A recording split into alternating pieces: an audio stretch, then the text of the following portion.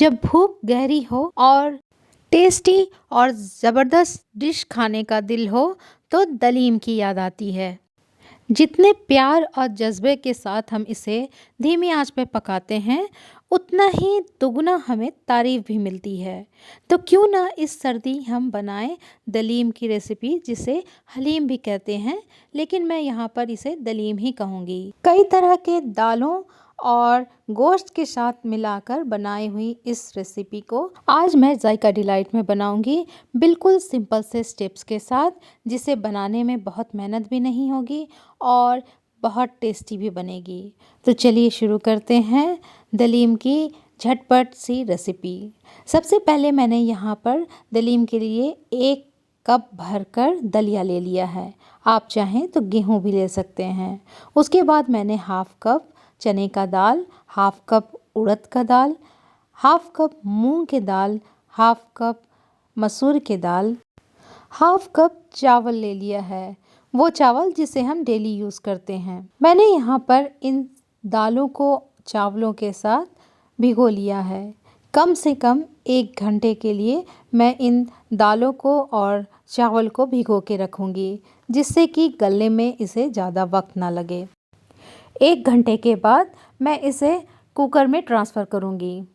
Cooker में पानी के साथ ही ट्रांसफ़र कर लेना है, क्योंकि इन दालों को और चावल को पहले ही मैंने अच्छे से वॉश कर दिया था। जितना मैंने यहाँ पर दाल लिया है, पानी कुकर में हम उसके ट्रिपल ही डालेंगे। दाल गलने के बाद फैलती है और चावल भी साथ में है, तो हम उसके 3 गुना ही पानी डालेंगे, जिससे कि दाल सूखे नहीं। फिर इसमें 1.5 टीस्पून नमक और 1.5 टीस्पून हल्दी ऐड करेंगे। 1 टीस्पून तेल या फिर घी भी डालेंगे, जिससे कि दाल उबलकर कुकर के बाहर ना आए।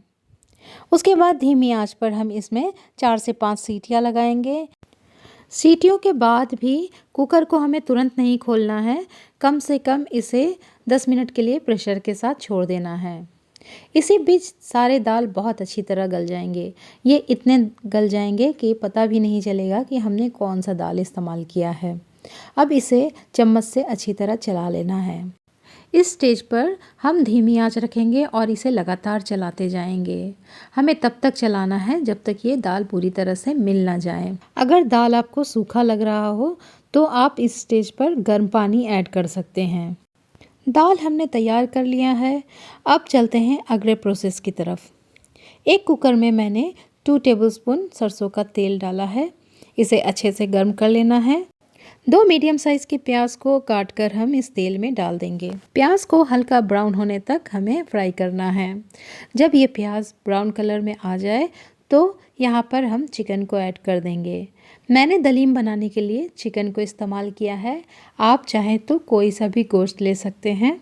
मैंने यहाँ पर बोनलेस चिकन डाला है। चिकन की क्वांटिटी कम से कम आधा किलो है। इसे मैंने धोकर साफ़ कर लिया और उसके बाद इस प्याज में ऐड कर दिया। प्याज में डालने के बाद चिकन को हम अच्छे से फ्राई करेंगे।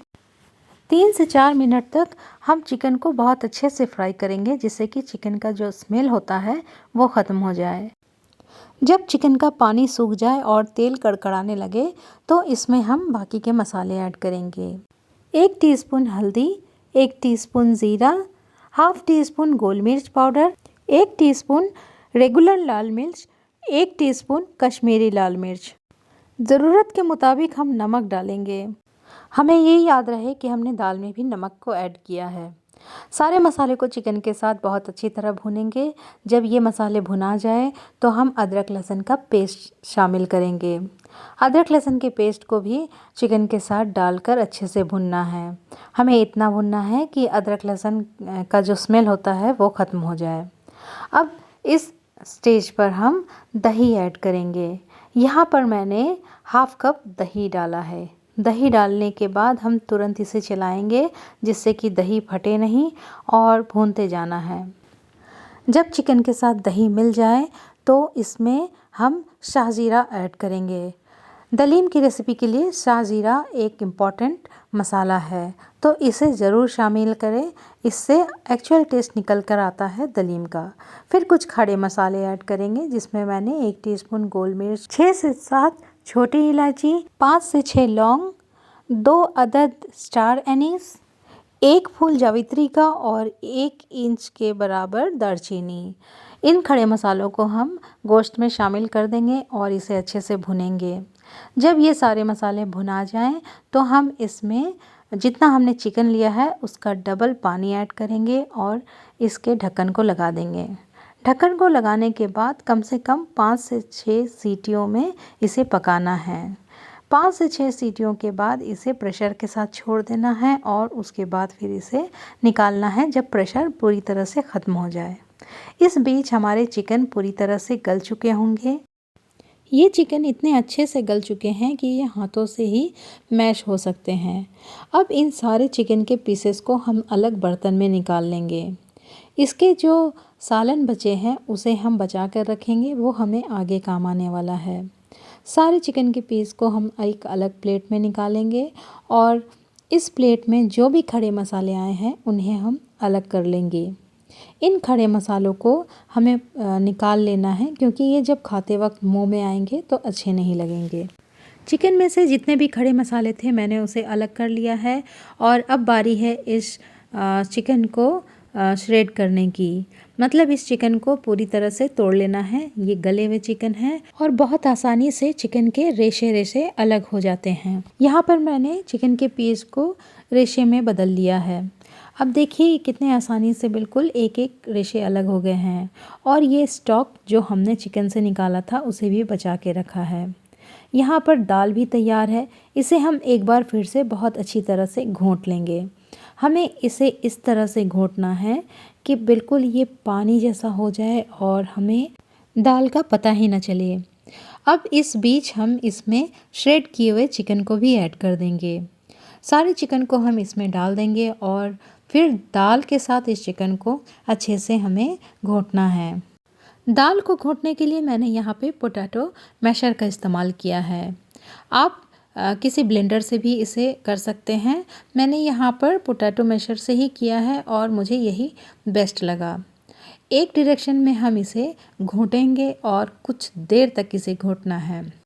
जितनी देर तक हम दाल के साथ चिकन को घोंटेंगे उतना ही दाल और चिकन एक से मिक्स हो जाएंगे और उतना ही टेस्टी और परफेक्ट हमारा दलीम बनकर तैयार होगा। तकरीबन मैंने यहाँ पर 7 से 8 मिनट तक इसे घोंटा है और लगातार इसे नॉनस्टॉप घोंटते ही रहा है। अगर इस काम को आपने आसान करना है तो आप इसके लिए ब्लेंडर का इस्तेमाल कर सकते हैं। चिकन के जो सूप को हमने बचा के रखा था उस सूप को भी मैंने इस स्टेज पर ऐड कर दिया है। चिकन के सूप को ऐड करने के बाद भी इसे हम 2 से 3 मिनट तक मिलाते रहेंगे। सारे मसालों का टेस्ट अब इस दलीम के अंदर आ चुका है। हम इसे लगातार चलाते रहेंगे और देखिए चलाते चलाते ये चिकन और जो दाल है बिल्कुल एक से हो गए हैं। तकरीबन 15 मिनट तक मैंने इसे बराबर चलाते रहा है और ये अब बिल्कुल तैयार है। वैसे तो दलीम में मैंने जो भी मसाला इस्तेमाल किया है वो इसके टेस्ट को बढ़ाने के लिए काफ़ी है, लेकिन अगर आप चाहते हैं रेस्टोरेंट वाला टेस्ट और एक्स्ट्रा फ्लेवर तो आप इसमें रेडीमेड हलीम मसाला भी मिक्स कर सकते हैं, वरना इस स्टेप को आप स्किप भी कर सकते हैं। जो मसाला है वही काफ़ी है। ऊपर से मैंने प्याज का बारिश्ता बनाकर डेकोरेट किया है। फाइनली धनिया की पत्ती हम इसके ऊपर डालेंगे और 1 से 2 मिनट तक फिर इसे पकाएंगे। धनिया की पत्ती और प्याज का बारिश्ता दोनों मिलकर इसके टेस्ट को पूरा कर देता है। तो ये दलीम अब परफेक्ट बन के तैयार है। आप इसे टेस्ट करें। इस दलीम को मैंने चिकन के साथ बनाया है। आप मटन हलीम भी बना सकते हैं और वो भी दमदार तरीके से। सर्व करते वक्त धनिया की पत्ती, बारिश्ता और नींबू से इसे डेकोरेट करें और नींबू के रस ज़रूर मिलाएं। तो ये जायका आपको कैसा लगा मुझे ज़रूर बताएं। मेरे चैनल को लाइक और सब्सक्राइब करना ना भूलें। मिलते हैं अगले जायके के साथ। अल्लाह हाफिज़।